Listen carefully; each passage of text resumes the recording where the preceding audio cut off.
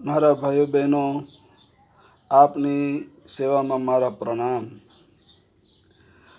આપણા દેશની નજીક જ આવેલું બાંગ્લાદેશ આપણું પડોશી, બાંગ્લાદેશની અંદર જે ઉથલ ફાથલ થઈ, ઘણા સમયથી ત્યાં કોમી હિંસા ચાલુ હતી અને કેટલું મોટું આંદોલન ત્યાંની કોઈ એવી સંસ્થા છે એને કરેલી અને જેમાં અસંખ્ય સંખ્યામાં લોકો મોતને ભેટ થઈ ગયા અને કરોડોની મિલકતોને બારીને ભસ્મ કરી નાખી આ આંદોલનકારીઓએ।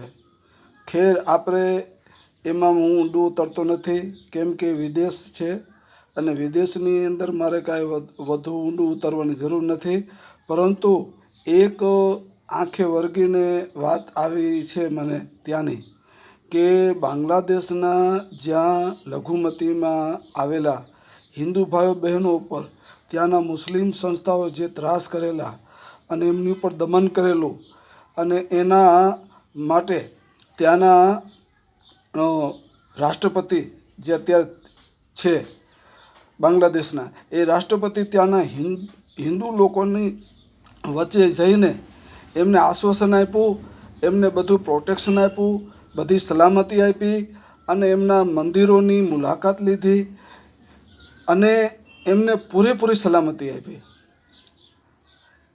જો આ એક નાના દેશથી શીખવા જેવું છે અને આપણા આ મોટા દેશની અંદર, ભારતની અંદર આ પોતે જ ડંકાપતિ પોતાના ઉગ્રવાદીઓ, હિન્દુ ઉગ્રવાદીઓને પાનો ચરાવે છે અને મસ્જિદોને ભસ્મીભૂત કરી રહ્યા છે, મસ્જિદોને બાળી રહ્યા છે, મસ્જિદોની અંદર તોડફોડ કરી રહ્યા છે, મસ્જિદોના મિનારાઓ તોડી રહ્યા છે અને મસ્જિદોની આગચંપી કરીને મુસ્લિમ સમાજના ધાર્મિક સ્થળોનું નિકંદન કાઢી રહ્યા છે અને ખુદ નરેન્દ્રભાઈ મોદી આ બધી વસ્તુનો પોતે આનંદ ઉઠાવે છે અને મુસલમાન ઉપર જે અત્યાચાર થઈ રહ્યા છે વિશ્વ હિન્દુ પરિષદ અને બજરંગ દળ દ્વારા અને હિન્દુ કટ્ટરપંથીઓ દ્વારા, ત્યારે નરેન્દ્રભાઈ મોદીએ સખત પગલાં લેવા જોઈએ આ લોકો સામે અને મુસલમાનોની વચ્ચે આવીને મુસલમાનોને વિશ્વાસમાં લેવા જોઈએ અને સૌને પોતાના સાથે લેવા જોઈએ અને પ્રોટેક્શન આપવું જોઈએ। એની બદલે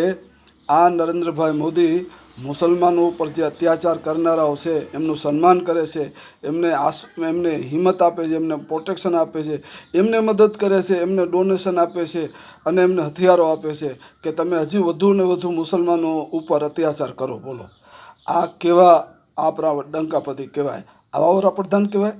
વડાપ્રધાન તો શું તમે એક હિન્દુના જ છો? મુસલમાનના નથી તમે? શું મુસલમાનો તમને મત નથી આપ્યા? શું તમે ચાલો મુસલમાનો કદાચ તમને મત ન આપ્યા હોય તો ભારતના નાગરિકો હોવાના લીધે, મુસલમાન ભારતના નાગરિકોના લીધે તમે ભારતના વડાપ્રધાન છો, તો શું આ તમારા નાગરિક નથી? શું તમારી જવાબદારી નથી બનતી કે તમે એમને વિશ્વાસમાં લ્યો, તમે એમને આશ્વાસન આપો, તમે એમને પ્રોટેક્શન આપો, એમને સલામતી આપો, એમના ધર્મનું તમે રક્ષણ કરો? આ શું તમારી જવાબદારીમાં નથી આવતું?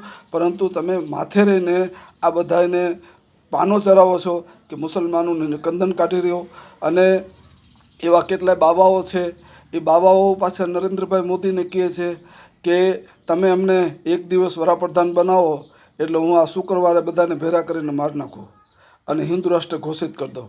આ બાવો એવું કહે છે। તો આવા જગતગુરુને એવા બધાય, તો મારા ભાઈઓ બહેનો, આ વડાપ્રધાન નરેન્દ્રભાઈ મોદી આ લોકોને પાનો ચડાવે છે, એ લોકોને પૈસો આપે છે, બોલો, અને મુસલમાનો પર અત્યાચાર થાય છે આ વિશ્વ બધું જોવે છે, બરાબર?